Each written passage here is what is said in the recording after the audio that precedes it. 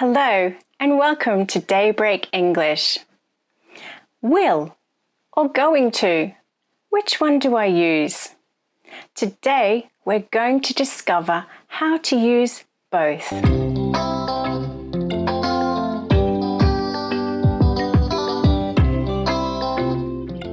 Hi, I'm Dawn.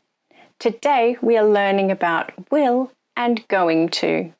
And there's a lot to learn, so let's get started.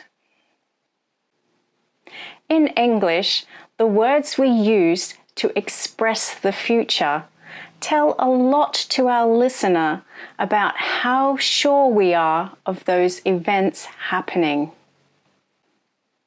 In formal situations, we always use will. Going to is just a bit too informal, casual. So, for example, you are at a conference and you hear an announcement.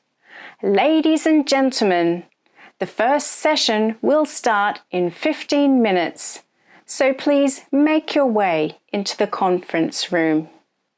Make your way is just a polite way to say move. Another example, when the prince arrives, he will greet the people, then he will give a speech. Very formal situation. Right, that's the formal situations covered. Now for the differences between will and going to. Use will for decisions made at the moment of speaking. The phone rings, ring ring, I'll get it. Or to order in a restaurant. I'll have the chicken salad, please. Use going to for an intention or a decision made before the moment of speaking. So I need to point out that these don't need to be very firm plans. For example, I'm going to meet my friends for drinks after work this evening.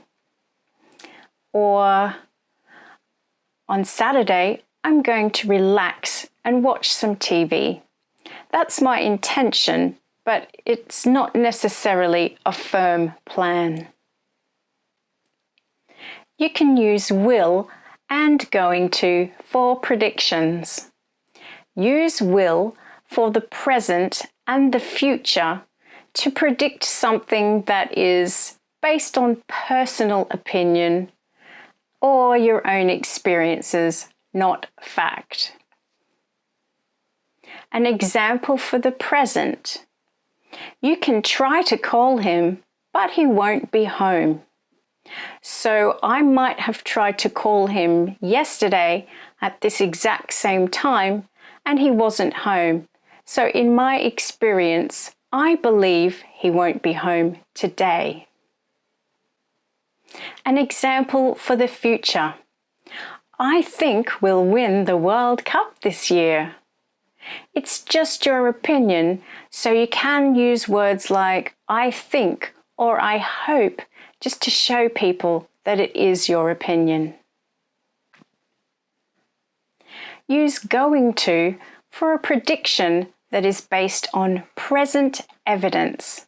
So, for example, say you're watching your football team and they're ahead 5-1 and the game is almost over.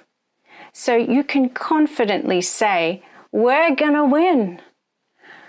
Notice how I used gonna, not going to. That's a more natural way for us to say going to, and you'll hear it from native speakers all over the world. When we make predictions about the weather, it's fine to use will or going to. If it is my opinion and there's no current evidence to suggest that what I'm saying is going to happen, then use will. For example, I think it will snow this winter. I have no evidence for this. The forecast doesn't go that far ahead. Some years it does snow in the UK, and some years it doesn't at all. It's anyone's guess. But using going to suggests that there is evidence for your prediction, like we talked about before. So, for example, there are dark clouds outside. I think it's going to rain. The weather forecast is formal, so you will always hear the presenter use will. We've already talked about how will is used for decisions made in the moment. Now I'm going to go into a bit more detail about 5 specific situations where you would use will, which are usually spontaneous, but not always. One of my examples is sometimes very well planned. See if you can spot which one. Use will for an offer. I'll help you carry that table. We'll drive you to the airport. Use will for a promise. I'll call you later, I promise. I'll play tennis with you this afternoon. I promise.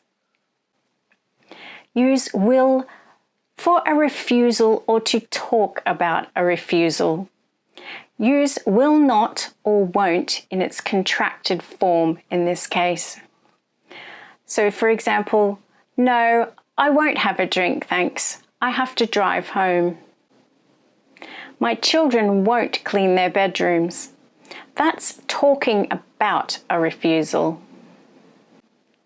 Use will for a request, so asking for something, or for a command, telling somebody they're going to do something. Will you marry me? Will you pick up my prescription tomorrow, please? You will clean your bedrooms now. Oh, that was my mum voice. Use will for a threat. If you don't stop complaining, I'll take you home. Leave me alone or I'll call the police. Did you spot the one that was planned? Yes, of course, it was, will you marry me? Sometimes it is asked at the moment of decision, but usually not these days. But it is meant to look spontaneous, so that's why we use it in this case. And a proposal is quite a formal thing to do, so it's covered by the rule of formality. And while we're talking about exceptions, I just want to point out that the verb be is an exception with will. You can use will with be if you have a very firm plan and you are not talking spontaneously. For example, I will be on a plane at this time tomorrow. The meeting will be at 2 p.m. Don't be late. We will be away for the next 3 weeks. So all of those are very firm plans, not spontaneous. So to summarize, use will for formal situations, spontaneous decisions, predictions based on opinion, and the weather forecast. Also use will for an offer, promise, refusal, request or command, or a threat. And you can use will be for a very firm plan. Use going to for an intention or decision made before the moment of speaking, and for predictions that are based on present evidence. So, will, except in the case of will be, is the least certain way of expressing the future in English. Going to is a little more certain to the native English speaker. There are two other ways to express the future that are even more certain, but I haven't gone into those today. That's for another lesson. Can you practice using will or going to in sentences? Why not write some down and leave them in the comments section below? And as always, speak them out. Talk to the wall if you have to. Thanks for watching. If you found this video helpful, please leave a like. Remember to subscribe and click on the notification bell. Let me know in the comments what kinds of videos you'd like to see in the future. See you again soon. Bye!